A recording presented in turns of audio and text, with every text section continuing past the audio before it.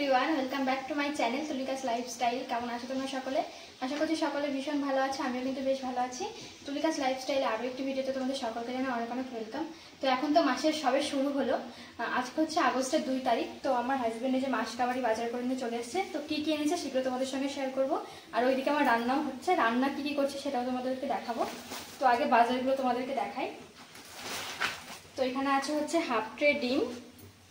ওকে আমি সবসময় বলি যে ফুল ট্রে ডিম আনবে না, কারণ আনলে না এত পরিমাণে গরম পড়ে যে ডিমগুলো পচে যায়।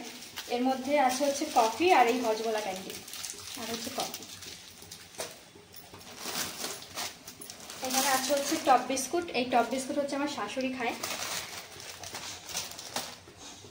আর এখানে আছে হচ্ছে স্পার্কেলের একটা ডিশ ওয়াশ। এখানে আছে জিরে, এখানে আছে ছোলা, এখানে আছে হচ্ছে ধূপ। এটা হচ্ছে ঠাকুরের ধূপ, যেটা আলাদাই রাখি। আর এখানে আছে হচ্ছে পাস্তা, এখানে আছে ডাল, এটা হচ্ছে মটরের ডাল। সাদা তেল খালি এখানে এনেছে, সাদা তেল ছিল 1 প্যাকেট। এখানে আছে 1 প্যাকেট সাদা তেল। আর এটা আছে গোবিন্দভোগ চাল। আর এই যে আর এক ব্যাগ বাজার আছে। তো এর মধ্যে কি কি আছে তাও দেখাই। এখানে আছে হচ্ছে মুগ ডাল, এখানে মনে হয় 1 কিলো মুগ ডাল আছে। এখানে হচ্ছে মিনি সয়াবিন। এখানে আছে হচ্ছে 1 কিলো আমুল দুধ, চা খাওয়ার জন্য এটা। এখানে আছে হচ্ছে সার্ফ এক্সেল ডিটারজেন্ট। এই হচ্ছে শুকনো লঙ্কা। এই হচ্ছে ঘুগনি খাওয়ার মটর। মানে পুরো মাসের বাজার একসঙ্গে করেছে। আরও কিছু কিছু কেনা লাগবে মাসের, মানে মাস চলতে চলতে আরও কিছু লাগবে কেনা। তো যতটুকু লাগে ততটুকু মানে কিনেছে, যদি এক্সট্রা আরও কিছু লাগে তো পরে কিনে নেবো। তো এখানে আছে টাটা টি গোল্ড চা, মানে চা পাতা। এখানে আছে 2টো স্কচ ব্রাইট। এখানে আছে চিনি, এখানে চিনি 1 কিলো আছে। তো আরও হয়তো 1 কিলো না 500, 1 কিলো আছে, আরও হয়তো 1 কিলো লাগবে মাস চলতে চলতে। তো এখানে আছে হচ্ছে 2 লিটার তেল। 2 লিটারে হচ্ছে আমাদের মাস যায় না, 4 লিটার লাগে মাসে, সর্ষের তেল শুধু। তো আরও 2 লিটার মাসে কিনতে হবে। আর এখানে আছে 1 প্যাকেট টাটা লবণ। এই কোলগেটটা আমি ইউজ করি, আর আমার হাজব্যান্ড ওরা সবাই পেপসোডেন্টের কোলগেট ইউজ করে, পেপসোডেন্ট। তো আমার জন্য এটা ছোট, ওই জন্য ছোট প্যাকটা। আর এখানে আছে সয়াবিন আর হচ্ছে ফিনাইল। তো এই হচ্ছে মাসকাবাড়ি বাজার। এইগুলো তো এই কটাতে তো যাবে না, তো আরও মাঝে কিছু কিনতে হবে। আর এই সাইডে আমার রান্নাও হচ্ছে, চলো রান্নাগুলো তোমাদেরকে দেখাই। এখানে ইলিশ মাছ দিয়ে আলু দিয়ে কলা দিয়ে রান্না করেছি। আর এইখানে মাছের মাথা আছে, এই মাথাটা গুঁড়ো করে এই যে মুগ ডাল হচ্ছে এই ডালের মধ্যে দেবো। তো আজকে হচ্ছে এই দুটোই আইটেম রান্না হবে। আর এই সাইডে আমার ভাতটাও করা হয়ে গেছে, হচ্ছে ভাতটা হয়ে গেছে আমার।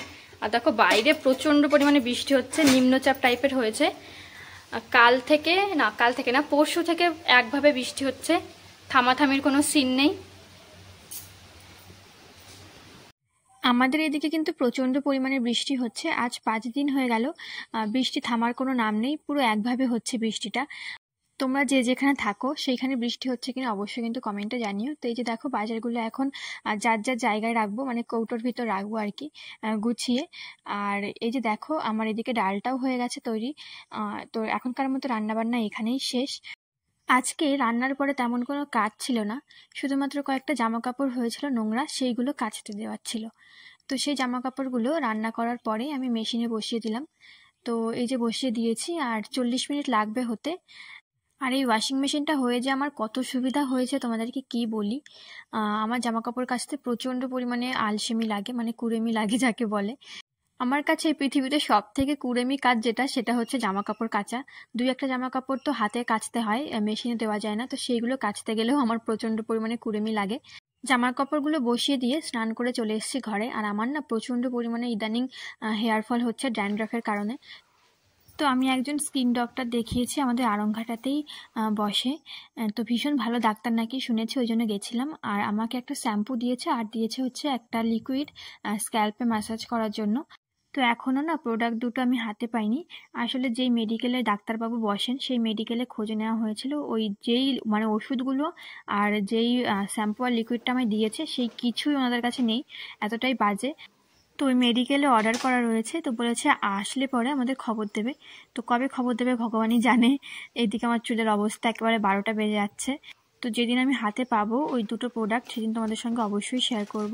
তো কালকে রাতে কয়েকটা রিলস বানিয়েছিলাম, ওই জন্য না এই মানে ড্রেসিং টেবিলের ওপরে কিছু জিনিস ছড়িয়ে ছিটিয়ে রয়েছে। তো যারা যারা আমার ইনস্টাগ্রাম আইডি এখনও ফলো করনি তারা অবশ্যই ফলো করে দিও।